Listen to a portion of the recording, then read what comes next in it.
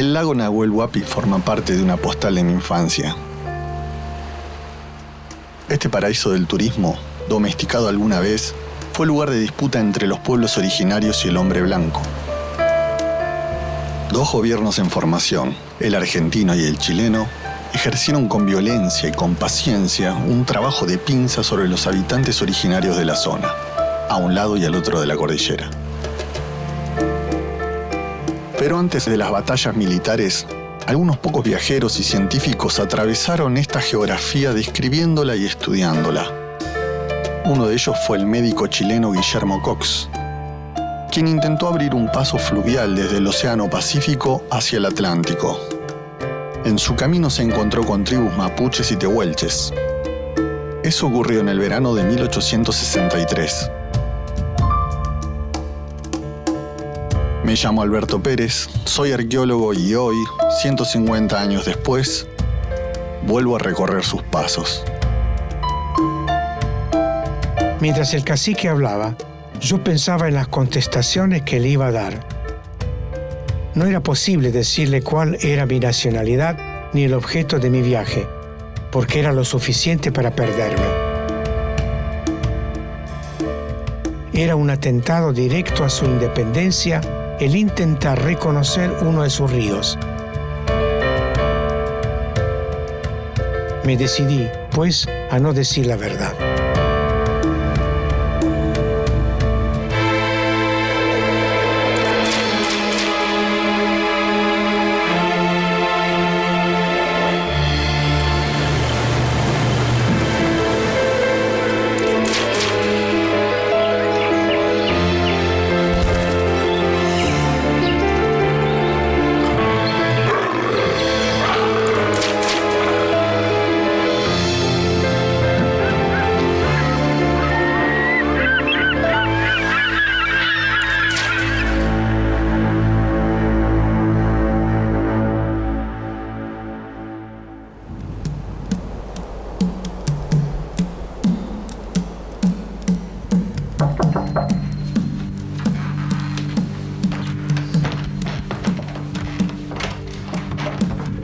Hola, Beto.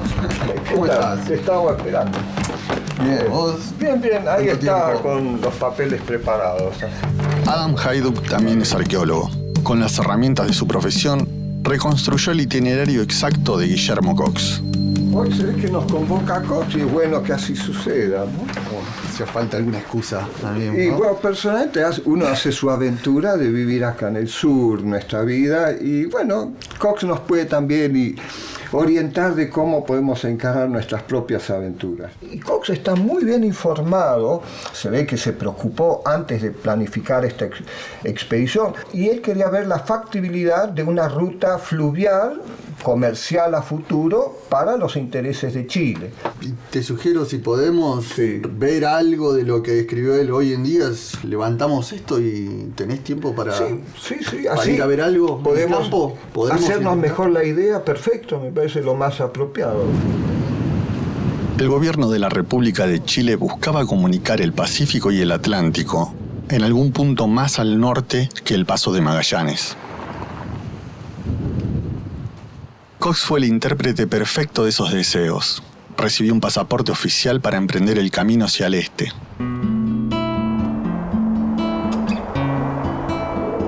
Como a las 11 del día llegamos a las orillas del deseado lago Nahuel Huapi. Los carpinteros se fueron al bosque en busca de los materiales necesarios para construir el bote. Trabajamos a gran velocidad y a sangre fría. Sabíamos que a cada momento podían echársenos encima los indios atraídos por los martillazos del carpintero. Estábamos en tierra enemiga. Charlar sin que el viento no... Mira, acá esto es más reparado, seguramente. Qué viento, che, hoy. Y bueno, así es la Patagonia. Día de viento, hay que imaginar la situación de ellos, ¿no? ¿Te imaginas? Que era dominio indígena. Acá andamos tranquilos nosotros. No nos vamos a quejar entonces. Sí, así que... Pero el solcito calienta lindo, ¿sabes? Eso está bueno. El aventurero había dejado Chile en diciembre de 1862. Se movía con un mayordomo y 14 peones. 2 carpinteros completaban el equipo. Su función consistía en construir una embarcación con el objeto de navegar el Nahuel Huapi. Ellos llegaron hasta este sitio, en la embocadura del río Limay, el 7 de enero del año siguiente.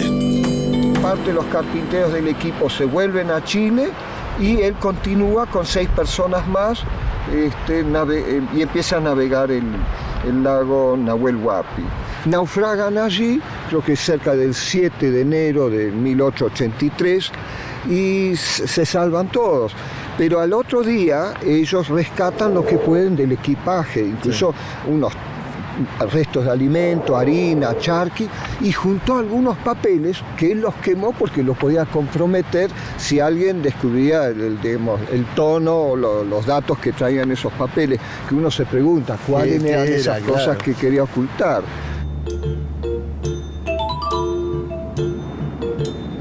En este lugar donde zozobró el navío de Cox, estaban establecidas las tolderías del cacique Paillacán.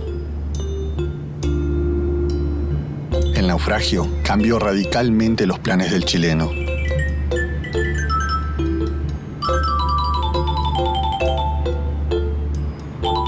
Coincidiría más o menos con lo que relata Cox, con lo que él indica en su mapa, con los defectos de momento en su trazo, con este lugar. Donde naufragó.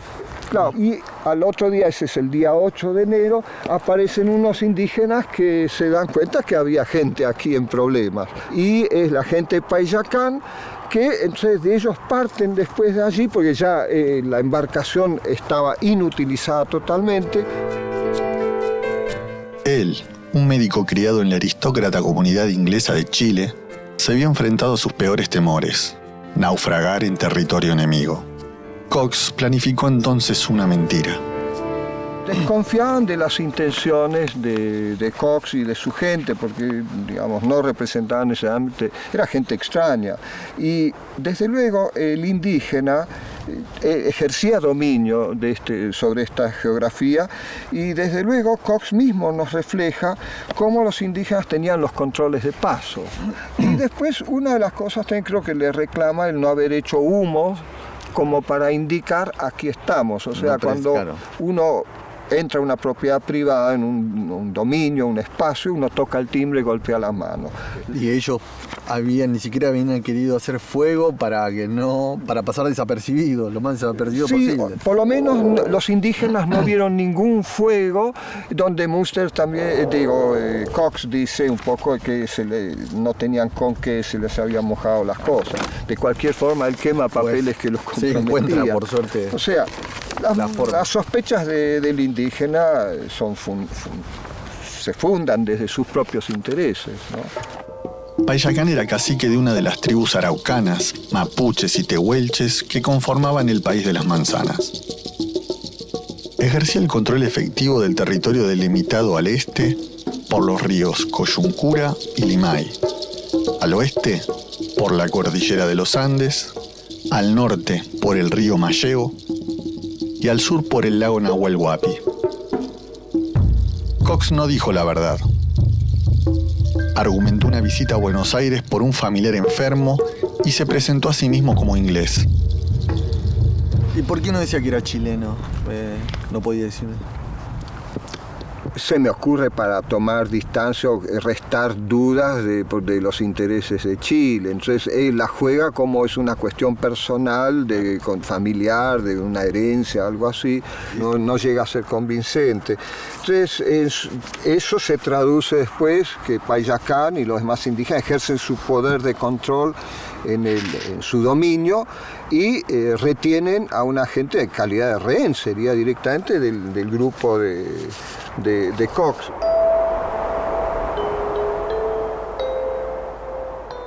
El expedicionario debió regresar a Chile para cumplir con los pedidos de Paillacán. Tenía que conseguir víveres, cartas del gobierno chileno, aguardiente y regalos para las mujeres. Al fin triunfó la codicia. El indio me dijo que otro cacique me habría dado la muerte sin escucharme, por el solo hecho de haber venido por el Limay. Pero él, como tenía buen corazón, me perdonaba y me iba a dar la libertad para ir a Valdivia y traer muchos regalos para recompensar con largueza sus buenos sentimientos.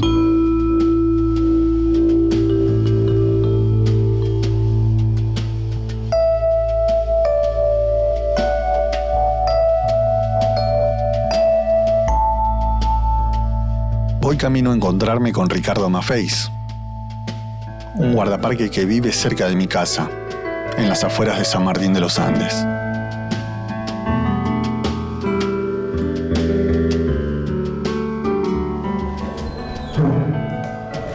Cuenta con 3 particularidades que me serán de gran ayuda para entender el viaje de Cox. ¿Qué tal? Conoce la naturaleza de la zona, Estoy buscando a Ricardo Maffeis. es un apasionado de la historia del lugar y es un buen amigo. Gracias. ¿Cómo andás? ¿Qué haces, Alberto? Bien, ¿vos? Bien, bien. He recibido tu mail. Ah, bueno, llegás un ratito. Sí. Tengo que ir a buscar la llave de la camioneta y el uniforme también. Cox regresó a Valdivia tan solo 40 días después de haber comenzado su misión desde Chile. Aquí debo decir que todos los amigos de Valdivia desaprobaban mi vuelta a donde los indios. Pero yo había empeñado mi palabra, el atractivo del viaje hasta el Carmen, las ventajas que, a mi parecer, reportaría la geografía de esos países tan desconocidos, el vivo deseo que tenía de volver a ver el lugar del naufragio y también, debo confesarlo, la importancia que los peligros mismos daban a la empresa. Che, Ricardo, y este es, viene a ser el hito. Sí. El hito Huaún. El hito Huaún, acá estamos en el paso Huaún, que une el lago Lácar con el lago Pirihuayco. Sí. Este hito y otro que está del otro lado del río marcan un lugar imaginario de donde se divide el territorio argentino y chileno.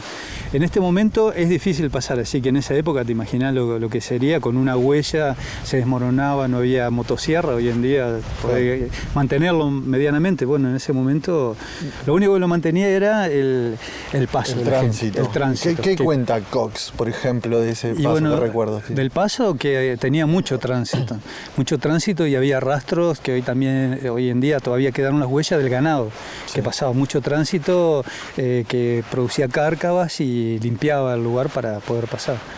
Él pasó por acá en un viaje de ida y de vuelta.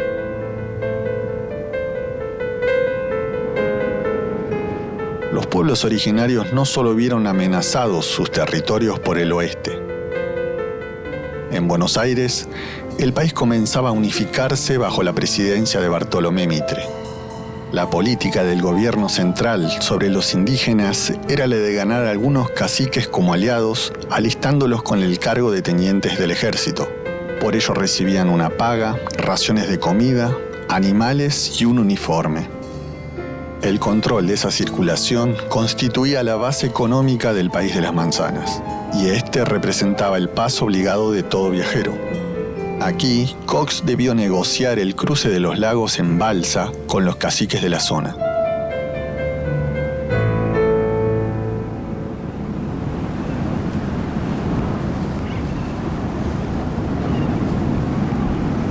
Acá que justo los restos de un muelle, que bueno, este es histórico, conocido acá de San Martín de los Andes, pero metros más, metros menos, estamos en el lugar donde se hace el famoso cruce, ¿no? Sí, tiene que haber sido por acá, ¿no? Porque es el lugar más reparado y más seguro. Yo creo que más allá es más ancho y para aquel lado ya tiene más pendiente, se va el agua más rápido, ¿no? Y acá está el balseo. Un balseo, aparte es bastante corta la costa hacia el otro lado, y yo por lo que interpreto que ha estado la población lo que hacían el balseo de aquel lado, ¿no? Allá enfrente una toldería, y la gente que llegaba se encontraba con ellos, le hacía señas, venían y lo cruzaban. cruzaban primero, como le pasó a ellos, que primero cruzaron las monturas, la mercadería y después a lo último cruzaban los caballos o hacían un nuevo negocio para ver si lo cruzaban o no a los últimos, ¿no? Que fue el incidente que tuvieron ahí. Es como que hizo una renegociación por decir, bueno, no lo va a pasar, que haría más que le dieran a cambio, ¿no? Si bien no le habían dado mucho, le habían dado a cambio un pañuelo y aguardiente, pero bueno, ahí fue donde quedaron trabados. Quedaron algunos de la expedición de este lado y los otros el otro lado del río, de aquel lado sin caballos, los caballos de este lado, la montura de allá, así que estaban como... Que Cox contaba que uno estaba tan furioso, no me acuerdo si era Motoco o Negrón, que quería sacarla, había empezado a sacar la ropa para cruzar a nado, para pelearle al otro del otro lado que estaba sacado. Sí, ¿no? sí. Pero al final lo resolvieron. Sí, y bueno, cruzaron y de acá salieron.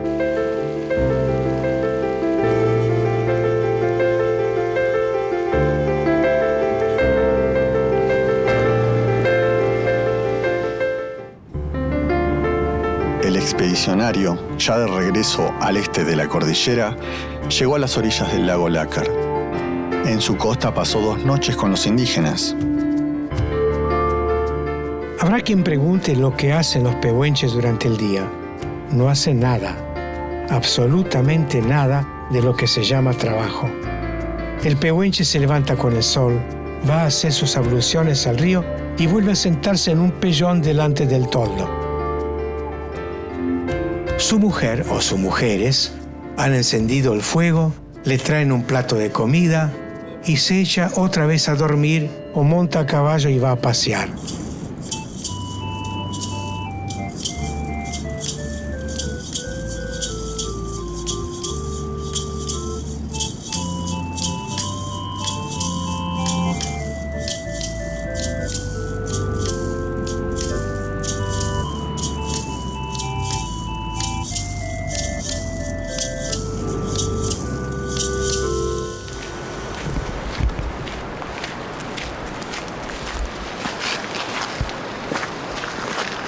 Guille.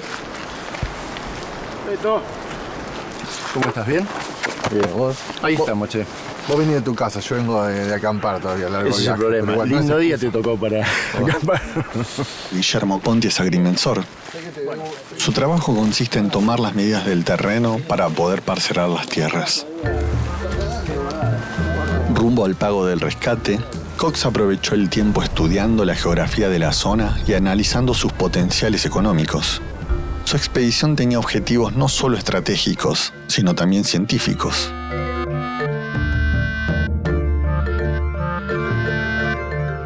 Bueno, esto es un nivel óptico, Sí. un sistema óptico, en este caso es automático.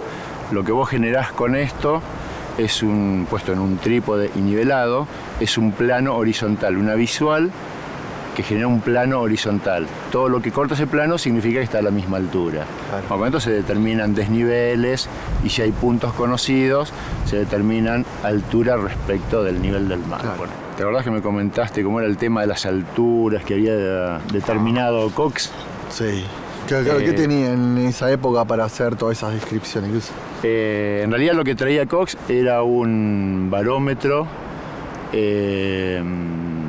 bueno, que funciona con las diferencias de presión de acuerdo a la altura, ¿no es cierto? Sí.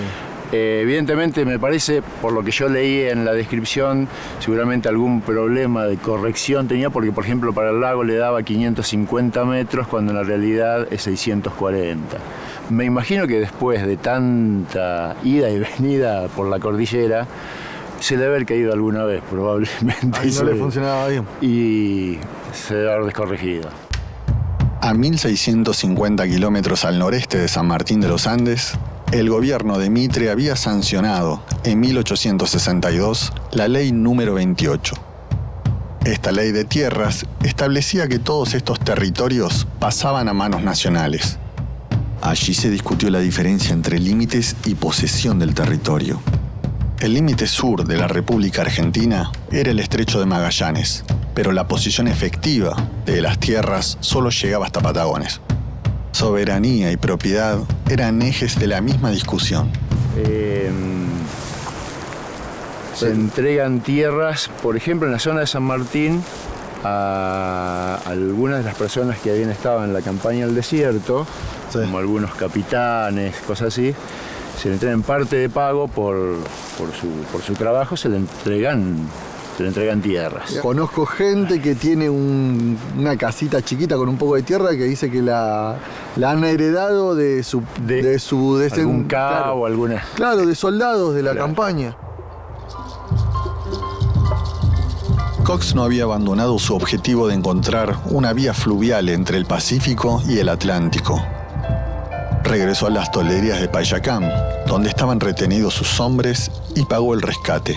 El explorador intentó convencer a los caciques más jóvenes con falsos argumentos para que le permitieran seguir viaje hacia el este. Entre ellos estaba Inacayal, quien creyó en sus mentiras. Pero Payacán mantuvo su negativa. Cuando regresó es que obviamente él no tenía el consenso de los caciques como para seguir viaje. Claro. Y ahí es cuando aparece... regresar. Claro. Bueno, ahí aparece Inacayal como un personaje importante, ¿no? Donde ahí él le pide a Cox que le vuelva a explicar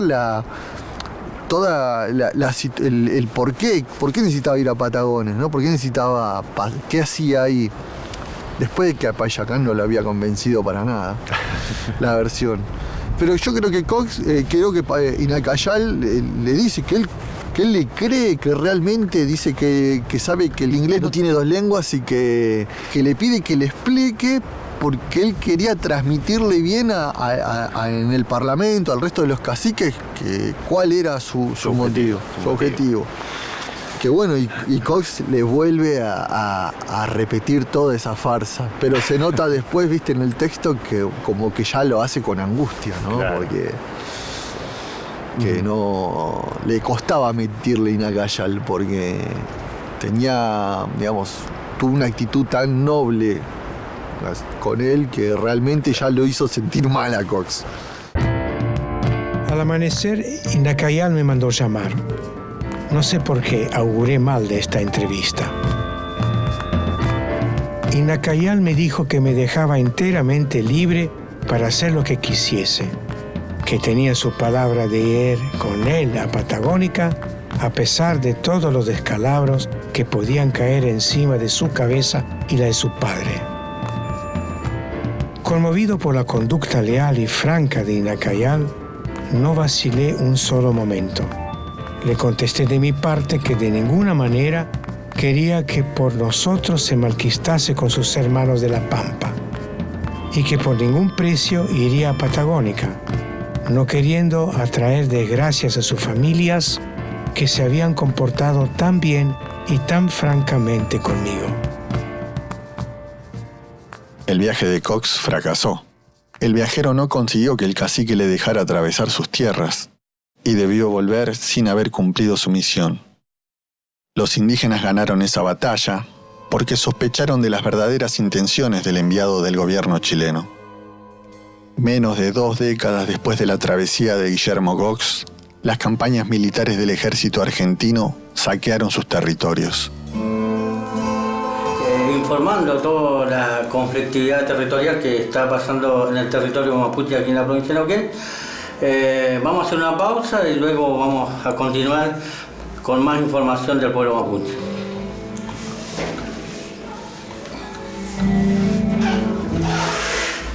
Buenas.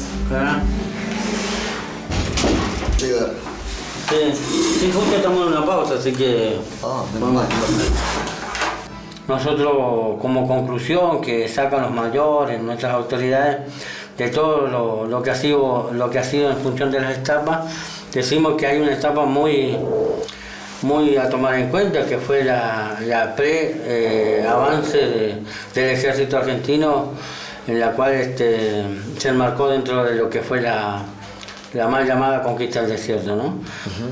Y que nosotros como resultado de todas las versiones que hay, ¿no?, en este aspecto, en muchos casos, conscientes o inconscientes, fueron producto de una herramienta por decir, que utilizó el ejército en aquel momento como una manera de hacer espionaje, ¿no? Y sobre todo tener un diagnóstico, por decir, en cuanto al territorio, las ubicaciones, que bueno, fue la estrategia militar, en principio la pre-avanzada, ¿no?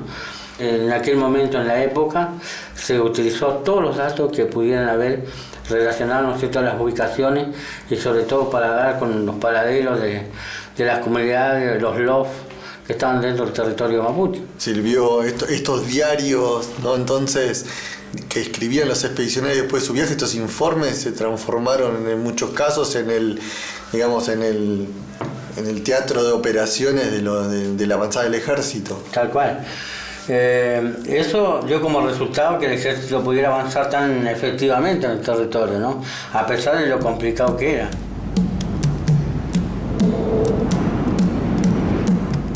Estoy en Teca, en la tumba de Nacayal. El cruce del investigador y el tehuelche dibujó simbólicamente una frontera que marcó la supremacía temporaria de los dueños de estas regiones. Cox regresó a Chile y publicó un libro con las peripecias de su travesía. A pesar de su relación cordial con Inacayal y de haber convivido por largo tiempo con mapuches y tehuelches, solía referirse a ellos con palabras cargadas de rencor y desprecio. Esta historia me hizo reflexionar en los salvajes que eran los hombres con quienes vivíamos. Y qué plaga tenía pegada a su flanco izquierdo la República Argentina. Pobre país, me decía a mí mismo. ¿No es bastante que tus guerras intestinas te corroan las entrañas? Es preciso además que hordas de salvajes te pongan en continuo alboroto y que compres a precio de oro una ficticia tranquilidad.